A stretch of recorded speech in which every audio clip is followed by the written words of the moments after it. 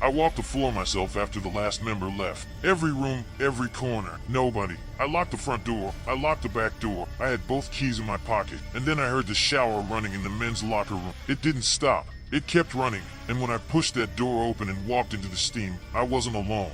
I'd been working at that gym for about 14 months. Front desk, mostly, checking memberships, handing out towels, making sure the equipment got wiped down before close. Not a glamorous job, but it was consistent and the hours worked around my schedule. I knew the place well enough that I could walk in the dark. Every machine, every hallway, every corner that the overhead lights didn't quite reach. Closing shift ran until 10. On a normal night there were 2 of us, me and whoever was on floor duty. But that Tuesday, my coworker had called out sick around 8 and the manager said I could handle close alone since it was a slow night. Just do the checklist, lock up, go home. 45 minutes, maybe an hour. By 9:30 the place had emptied out pretty naturally. The last member, a regular, older guy who came in every Tuesday for the treadmills, left at 9:42. I know the exact time because I logged it in the system when I scanned him out. I walked him to the door, said goodnight, watched him cross the parking lot to his car. His headlights came on. He pulled out. I stood at the glass door for a moment looking at the empty lot, then turned around.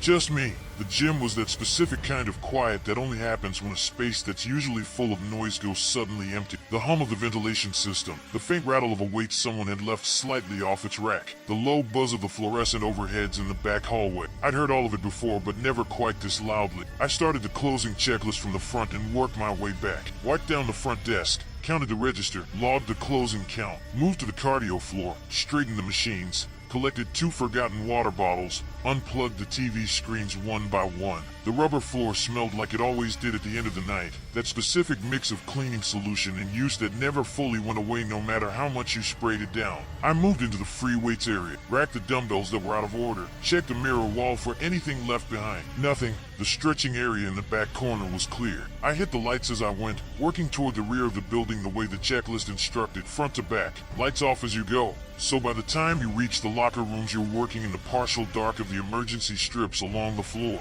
The women's locker room was on the left. I knocked, called out, waited, silence. Pushed it open and did a quick visual. Sinks, stalls, the 2 shower cubicles at the back, all empty. Lights off. The men's locker room was on the right. I knocked, called out, waited the standard 10 seconds.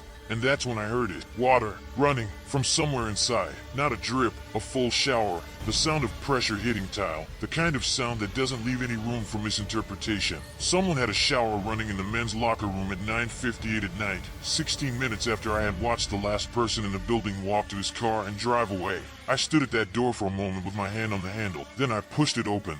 The steam hit me before anything else. Thick and warm, the kind that fogs your glasses and makes the air feel heavy in your lungs. The locker room had 4 shower cubicles along the back wall, each one separated by a partial divider with a curtain rod but no curtain. The gym had stopped providing curtains years ago, liability thing, and members were supposed to bring their own. All 4 cubicles were open to the room. I could see all of them from the doorway. 3 were dry. Cold tile, no moisture. The far left one was running, full pressure, hot enough that the steam was coming off the floor in the area around it. The tile darkened with water. Nobody standing in, just the shower head blasting at full heat into an empty cubicle. I exhaled and felt something unclench in my chest. Faulty valve. Someone had bumped it on the way out and it hadn't shut off properly. This happened occasionally with older plumbing, not often, but it wasn't impossible. I walked across the locker room toward the cubicle, reaching for the handle to turn it off. I was 2 steps away when I noticed the floor. The water runoff was draining toward the center of the room the way it always did, following the slight grade of the tile toward the central drain. But the pattern of the water on the dry floor between the shower and the drain wasn't right.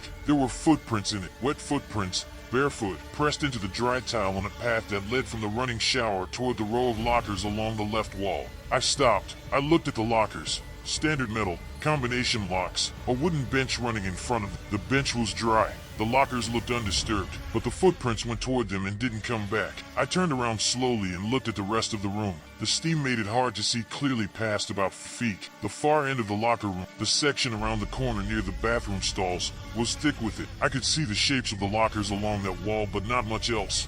I took out my phone and turned on the flashlight, swept it toward the stalls. 3 stall doors, all closed. I stood there for a moment, then walked toward them. I knocked on the first door. It swung open, empty. Second door, same. I reached for the third. It didn't move. I knocked again. Nothing. I pushed harder. It held, not locked from the inside. There were no locks on these stalls. Another liability decision, just held, like someone was pushing back from the other side. I stepped back. The steam was getting thicker. The shower was still running. I was aware of how loud it was, loud enough that I wouldn't hear footsteps behind me, wouldn't hear a door, wouldn't hear much of anything except that water hitting tile. I looked back at the shower, still running, still empty. I looked at the footprints again. They went from the shower to the lockers. But standing where I was now, near the stalls, I could see the floor around the lockers more clearly. The footprints didn't stop at the lockers. They turned. They continued along the wall toward the corner, toward where I was standing. I moved. I didn't run. I walked fast, back toward the main door, keeping the flashlight up.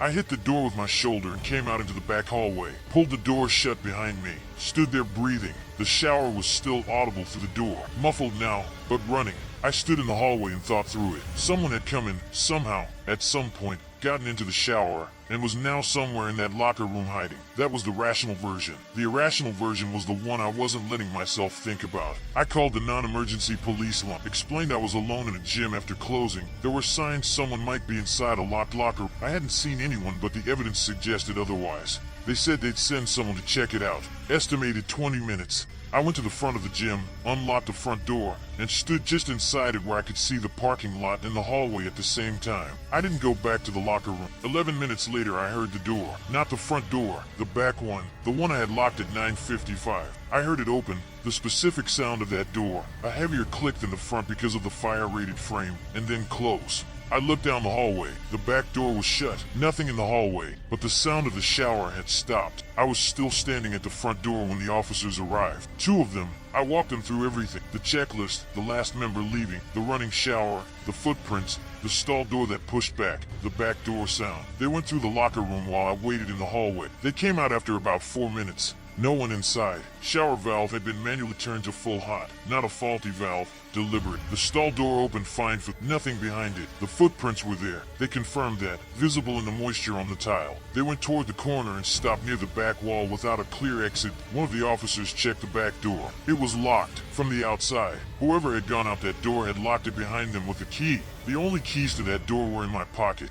The officers filed a report. They pulled the exterior camera footage from the parking lot. The gym had 2 cameras outside, one covering the front lot and one covering the side entrance. The back of the building had no camera. It never had. I'd never thought about that before that night. The side camera caught something. At 10:17, 19 minutes after I'd locked the back door, 4 minutes before I heard it open, a figure came around the corner of the building from the back. Dark clothing, hood up, moving at a steady pace toward the street. No car. They just walked out of frame and didn't come back. The image quality was poor and the hood was up the entire time. Nothing usable. The front camera showed the parking lot from 9:40 onward. The last car to leave was the regular member at 9:44. After that, nothing. Nobody approached the front entrance after I locked it. No car pulled in. No one walked up from the street, which meant whoever was in that locker room had been in the building before I locked up. Before I walked the floor. Before I checked every room and found nothing. I've thought about that a lot. I did the walkthrough. I checked. There was no one there. I was certain. The checklist takes you through every area of the gym.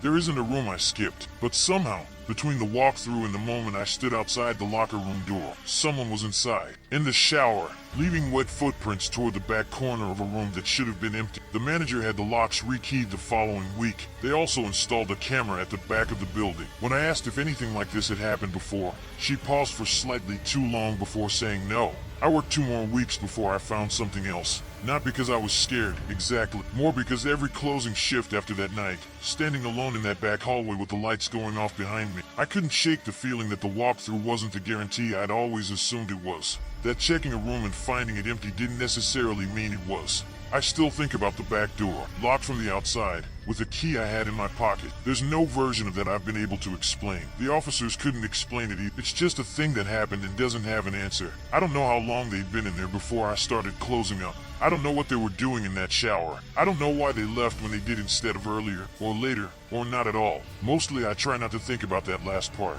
The not at all part. That one doesn't lead anywhere good.